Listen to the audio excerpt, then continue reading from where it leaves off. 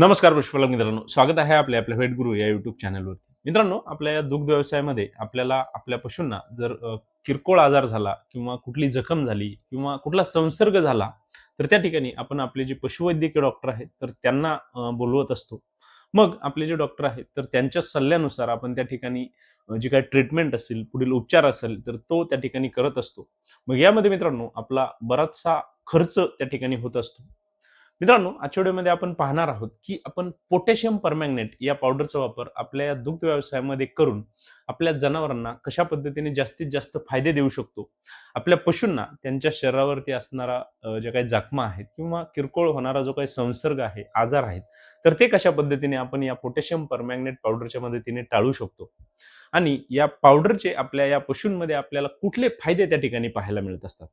मित्रांनो, व्हिडिओला सुरुवात करण्याआधी आपल्याला एक विनंती आहे, आपण जर चॅनलवरती नवीन असाल तर चॅनलला सबस्क्राईब करा. आपल्याला जर व्हिडिओ आवडला तर व्हिडिओला लाईक करा आणि आपले जे पशुपालक मित्र आहेत त्यांना सुद्धा व्हिडिओ नक्की शेअर करा. मित्रांनो, सुरुवातीला आपण पाहूया की आपण या पोटॅशियम परमॅंगनेटचा वापर आपल्या पशूंमध्ये केल्यावर आपल्याला मुख्य कुठले फायदे पाहायला मिळतात आणि या पावडरचा औषधी वापर आपल्याला कशा पद्धतीने त्या ठिकाणी पाहायला मिळतो.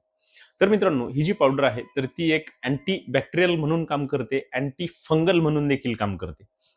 मित्रांनो, या पोटॅशियम परमॅंगनेट पावडरचा वापर आपण आपल्या पशूंच्या शरीरावरती ज्या ठिकाणी त्यांना बाह्य जखमा झालेल्या असतील, ज्या ठिकाणी त्यांना कापलेले असेल, चिरलेले असेल, सूज आलेली असेल, तर त्या ठिकाणी त्या जखमा स्वच्छ करण्यासाठी, त्याच्यामध्ये होणारे बॅक्टेरियल इन्फेक्शन असेल, फंगल इन्फेक्शन असेल, तर ते ठीक करण्यासाठी आपण या पोटॅशियम परमॅंगनेटचा वापर हा करू शकतो.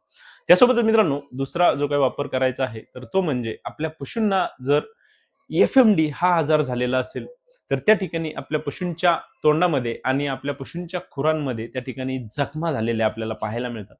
आपल्याला जर त्या जखमा स्वच्छ करायच्या असतील तर त्या ठिकाणी सुद्धा आपण या पोटॅशियम परमॅंगनेट पावडरचा वापर पाण्यामध्ये मिक्स करून जर त्या ठिकाणी वापरला, तर आपल्या पशूंच्या खुरामध्ये असणाऱ्या ज्या काही जखमा आहेत किंवा तोंडामध्ये असणाऱ्या ज्या काही जखमा आहेत, तर त्यांचा संसर्ग थांबवण्यासाठी किंवा कमी करण्यासाठी आपल्याला त्या ठिकाणी चांगला फायदा या पावडरचा पाहायला मिळतो. मित्रांनो, आपण या पोटॅशियम परमॅंगनेटचा पुढचा जो वापर करायचा आहे तर तो म्हणजे आपल्या पशूंना जर त्यांचे शिंग मोडलेले असेल, त्या ठिकाणी रक्तस्राव होत असेल किंवा आपल्या पशूंच्या शरीरामध्ये कुठेही जखम झालेली असेल, त्या ठिकाणी रक्तस्राव होत असेल, तर त्या ठिकाणी या कोरड्या पावडरचा वापर आपण करू शकतो आणि आपल्या पशूंना हा जो रक्तस्राव आहे तर तो थांबवण्यासाठी मदत करू शकतो. त्यासोबतच मित्रांनो, आपल्या पशूंमध्ये त्यांच्या शरीरावरती जर कुठल्याही प्रकारचे त्वचा रोग आपल्याला दिसत असतील, तर त्या ठिकाणी सुद्धा पाण्यामध्ये मिक्स करून या पावडरचा त्या ठिकाणी स्प्रे करू शकतो आणि आपल्या पशूंच्या शरीरावरती असणारा हा जे काही फंगल इन्फेक्शन आहे, तर ते कमी करण्यासाठी आपण नक्कीच चांगला फायदा देऊ शकतो. तसेच आपल्याकडे जो काही आजार आलेला आहे, तर तो म्हणजे लंपी. तर या आजारामध्ये आपल्या पशूंच्या शरीरावरती ज्या काही गाठी असतात, तर त्या फुटल्यामुळे सुद्धा आपल्या पशूंमध्ये त्यांना संसर्ग होण्याची शक्यता असते.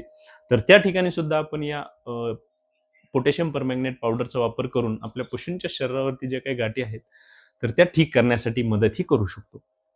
त्यासोबतच मित्रांनो, आपण आपले पशु वाहिल्यानंतर त्यांच्यामध्ये जर आपल्याला अंग बाहेर येण्याच्या समस्या दिसत असतील, आपल्या पशूंचे अंग बाहेर आलेले असेल, तर त्याची स्वच्छता करण्यासाठी सुद्धा आपण या पोटॅशियम परमॅंगनेट पावडरचा वापर पाण्यामध्ये मिक्स करून त्या ठिकाणी करू शकतो.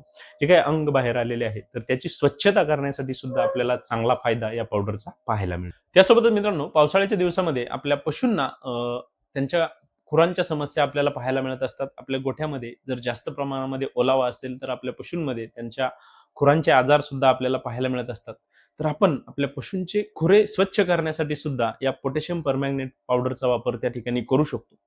तसेच आपल्या पशूंमध्ये त्यांना वारंवार मास्टायटिस सारख्या समस्या येत असतील, तर आपल्या पशूंच्या कासेची स्वच्छता करण्यासाठी आपल्या गोठ्याची फवारणी सुद्धा या पावडरच्या मदतीने त्या ठिकाणी करू शकतो. आपल्या पशूंच्या कासेची स्वच्छता सोबतच त्यांची सडांची जी काही स्वच्छता आहे, तर ती करण्यासाठी सुद्धा या पोटॅशियम परमॅंगनेट पावडरचा आपल्याला चांगला फायदा पाहायला मिळतो. तसेच आपल्या पशूंच्या पिण्याचे जे काही पाणी आहे, तर त्याची शुद्धता करण्यासाठी सुद्धा आपण या पोटॅशियम परमॅंगनेट पावडरचा त्या ठिकाणी वापर हा करू शकतो.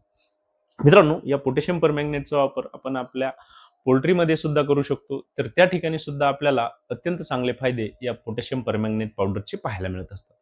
तर मित्रांनो, ही जी 30 ते 35 रुपयाची पोटॅशियम परमॅंगनेटची जी काही पुडी आहे, तर ती आपण आपल्या गोठ्यामध्ये जर त्या ठिकाणी ठेवली, तर आपल्याला अतिशय चांगले रिझल्ट या पावडरचे पाहायला मिळतात. आपल्या पशूंमध्ये होणारे बरेचसे आजार जे आहेत, तर ते टाळण्यासाठी आपल्याला फायदा पाहायला मिळतो.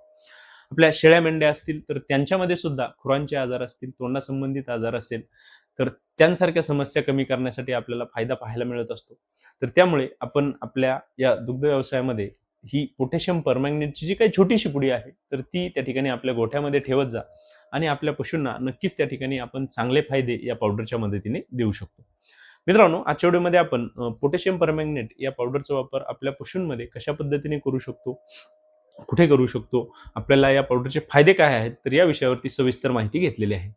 मित्रांनो, आपल्याला जर आपल्या पशूंमध्ये अशा प्रकारच्या समस्या येत असतील तर आपण अवश्य या पोटॅशियम परमॅंगनेट पावडरचा त्या ठिकाणी वापर करून पहा. आपल्याला नक्कीच सुंदर असे रिझल्ट पाहायला मिळतील.